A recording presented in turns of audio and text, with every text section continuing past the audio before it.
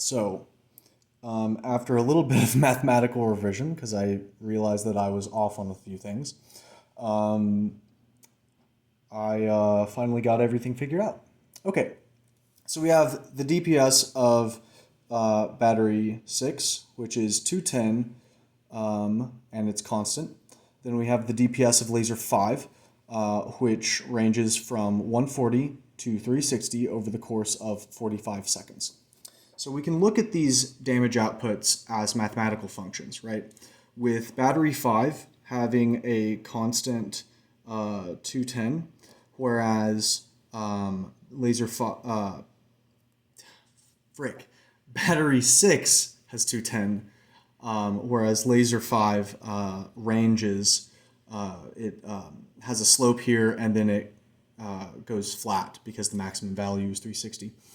And then we're going to look at these curves from 0 seconds to 45 seconds, because past 45 seconds, everybody knows that laser 5 is going to be dealing more damage, but the total damage dealt is going to be represented by the areas under these curves, and we want to know at what point this area is equal to this area,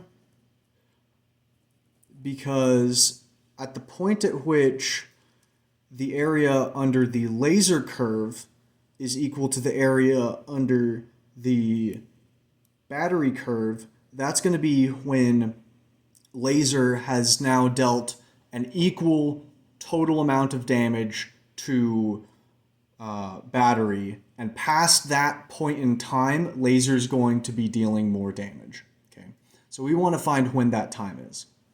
Okay, so to find the areas under the curves, we're going to need to integrate these functions. So battery is just y equals 210, and then laser is going to be this, which is representative of the 0 to 45 portion of the laser curve. Okay, so if we integrate them, we're going to get that this turns into y equals 210x, and we're going to get that this is going to turn into, what's that? 2.44x squared plus 140x. Okay, cool.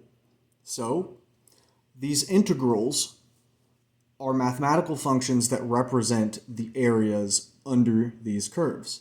So if we want to find the point at which the areas are equal, it's really easy. All we do is set 210x equal to 2.44x squared plus 140x. That's going to turn into 44x squared minus 70x equals 0. Okay, so this is just a quadratic function. And we can solve that using x equals negative b plus or minus the square root of b squared minus 4ac over 2a. Okay, and for the purposes of this function, we have, I'm going to rewrite this real quick. So 4x squared minus 70x plus 0. So we have a, b, c. And I'm not going to bother plugging this in on camera because that'd be a waste of everyone's time, especially since I've already solved it. So x is going to be equal to 28.689 seconds, which we're just gonna call that 29 seconds. So what this means is that if you are firing on a target for less than 29 seconds, it is going to be better to use battery 6 than laser 5.